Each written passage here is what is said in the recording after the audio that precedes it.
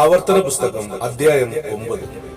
ഇസ്രായേലേ, കേൾക്ക, നീ ഇന്ന് യോർദാൻ കടന്ന് നിന്നെക്കാൾ വലിപ്പവും ബലവുമുള്ള ജാതികളെയും ആകാശത്തോളം ഉയർന്ന മതിലുള്ള വലിയ പട്ടണങ്ങളെയും വലിപ്പവും പൊക്കവുമുള്ള അനാക്യരെന്ന ജാതിയെയും അടക്കുവാൻ പോകുന്നു. നീ അവരെ അറിയുന്നുവല്ലോ. അനാക്യരുടെ മുമ്പാകെ നിൽക്കാകുന്നവൻ ആർ എന്നിങ്ങനെയുള്ള ചൊല്ല് നീ കേട്ടിരിക്കുന്നു. എന്നാൽ നിന്റെ ദൈവമായ യഹോവ ദഹിപ്പിക്കുന്ന അഗ്നിയായി നിനക്ക് മുമ്പിൽ കടന്നുപോകുന്നു എന്ന് നീ ഇന്ന് അറിഞ്ഞുകൊള്ളുക. അവൻ അവരെ നശിപ്പിക്കുകയും നിന്റെ മുമ്പിൽ താഴ്ത്തുകയും ചെയ്യും. അങ്ങനെ യഹോവ നിന്നോട് അരുളി ചെയ്തതുപോലെ നീ അവരെ നീക്കിക്കളയുകയും ക്ഷണത്തിൽ നശിപ്പിക്കുകയും ചെയ്യും. നിന്റെ ദൈവമായ യഹോവ അവരെ നിന്റെ മുമ്പിൽ നിന്ന് നീക്കിക്കളഞ്ഞ ശേഷം എന്റെ നീതി നിമിത്തം ഈ ദേശം കൈവശമാക്കുവാൻ യഹോവ എന്നെ കൊണ്ടുവന്നു എന്ന് നിന്റെ ഹൃദയത്തിൽ പറയരുത്. ആ ജാതിയുടെ ദുഷ്ടത നിമിത്തമത്രേ യഹോവ അവരെ നിന്റെ മുമ്പിൽ നിന്ന് നീക്കിക്കളയുന്നത്. നീ അവരുടെ ദേശം കൈവശമാക്കുവാൻ ചെല്ലുന്നത് നിന്റെ നീതി നിമിത്തവും നിന്റെ ഹൃദയ പരമാർത്ഥം നിമിത്തവും അല്ല, ആ ജാതിയുടെ ദുഷ്ടത നിമിത്തവും അബ്രഹാം, ഇസഹാക്ക്, യാക്കോബ് എന്ന നിന്റെ പിതാക്കന്മാരോട് യഹോവ സത്യം ചെയ്ത വചനം നിവർത്തിക്കേണ്ടതിനും അത്. നിന്റെ ദൈവമായ യഹോവ അവരെ നിന്റെ മുമ്പിൽ നിന്ന് നീക്കിക്കളയുന്നു. ആകയാൽ നിന്റെ ദൈവമായ യഹോവ നിനക്ക് ആ നല്ല ദേശം അവകാശമായി തരുന്നത് നിന്റെ നീതി നിമിത്തം അല്ലെന്ന് അറിഞ്ഞുകൊള്ളുക. നീ ദുശാഠ്യമുള്ള ജനമല്ല. നീ മരുഭൂമിയിൽ വെച്ച് നിന്റെ ദൈവമായ യഹോവയെ കോപിപ്പിച്ചു എന്ന് ഓർക്കുക.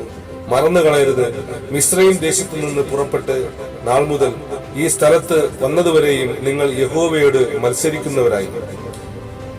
ഹോരബിലും നിങ്ങൾ യഹോവയെ കോപിപ്പിച്ചു. അതുകൊണ്ട് യഹോവ നിങ്ങളെ നശിപ്പിപ്പാൻ വിചാരിക്കുമെണ്ണം നിങ്ങളോട് കോപിച്ചു.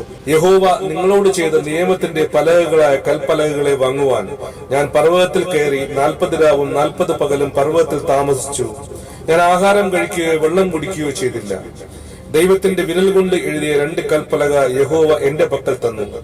മഹായോഗം ഉണ്ടായിരുന്ന നാളിൽ യഹോവ പർവ്വതത്തിൽ വെച്ച് തീയുടെ നടുവിൽ നിന്ന് നിങ്ങളോട് അരുളി ചെയ്ത സകല വചനങ്ങളും അവയിൽ എഴുതിയിരുന്നു. 40 രാവും 40 പകലും കഴിഞ്ഞപ്പോഴായിരുന്നു യഹോവ എന്റെ പക്കൽ നിയമത്തിന്റെ പലകകളായ ആ 2 കൽപ്പലക തന്നത്. അപ്പോൾ യഹോവ എന്നോട്, നീ എഴുന്നേറ്റ് ക്ഷണത്തിൽ ഇവിടെ നിന്ന് ഇറങ്ങിച്ചെല്ലുക.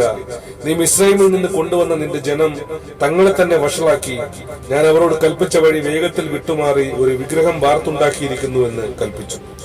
ഞാൻ ഈ ജനത്തെ ദുശാഠ്യമുള്ള ജനം എന്ന് കാണുന്നു. എന്നെ വിടുക, ഞാൻ അവരെ നശിപ്പിച്ച് അവരുടെ പേർ ആകാശത്തിന് കീഴിൽ നിന്ന് മായിച്ചു കളയും. നിന്നെ അവരെക്കാൾ ബലവും വലുപ്പവുമുള്ള ജാതിയാക്കും എന്നും യഹോവ എന്നോട് അരുളി ചെയ്തു. അങ്ങനെ ഞാൻ തിരിഞ്ഞ് പർവ്വതത്തിൽ നിന്ന് ഇറങ്ങി. പർവ്വതം തീ കാളിക്കത്തുകയായിരുന്നു. നിയമത്തിന്റെ പലക 2 എന്റെ 2 കൈയിലും ഉണ്ടായിരുന്നു. ഞാൻ നോക്കിയാറെ നിങ്ങൾ നിങ്ങളുടെ ദൈവമായ യഹോവയോട് പാപം ചെയ്ത് ഒരു കാളക്കുട്ടിയെ വാർത്തുണ്ടാക്കി യഹോവ നിങ്ങളോട് കൽപ്പിച്ച വഴി വേഗത്തിൽ വിട്ടുമാറിയിരുന്നത് കണ്ടു. അപ്പോൾ ഞാൻ പലക 2 എന്റെ കയ്യിൽ നിന്ന് നിങ്ങൾ കാണുക എറിഞ്ഞ് ഉടച്ചു കളഞ്ഞു.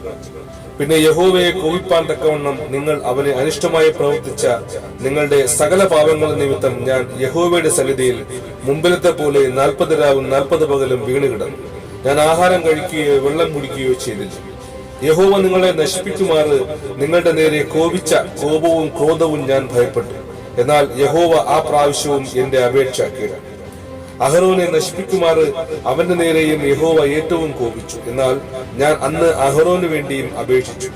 നിങ്ങൾ ഉണ്ടാക്കിയ നിങ്ങളുടെ പാപമായ കാളക്കുട്ടിയെ ഞാനെടുത്ത് തീയിലിട്ട് ചുട്ട് നന്നായി അരച്ച് നേരിയ പൊടിയാക്കി പൊടി പർവ്വതത്തിൽ നിന്ന് ഇറങ്ങുന്ന തോട്ടിൽ ഇട്ടുകളഞ്ഞു. തബേരയിലും മസ്സയിലും കിബ്രോത്ത് ഹതാവയിലും വെച്ച് നിങ്ങൾ യഹോവയെ കോപിപ്പിച്ചു. നിങ്ങൾ ചെന്ന് ഞാൻ നിങ്ങൾക്ക് തന്നിട്ടുള്ള ദേശം കൈവശമാക്കുവാൻ എന്ന് കൽപ്പിച്ചു. യഹോവ നിങ്ങളെ കാദേശ് ബർന്നയിൽ നിന്ന് അയച്ചപ്പോഴും നിങ്ങൾ നിങ്ങളുടെ ദൈവമായ യഹോവയുടെ കൽപ്പനയോട് മറുത്തു അവനെ വിശ്വസിച്ചില്ല. അവന്റെ വാക്ക് അനുസരിച്ചതിന് ഞാൻ നിങ്ങളെ അറിഞ്ഞ നാൾ മുതൽ നിങ്ങൾ യഹോവയോട് മത്സരികളായിരിക്കും.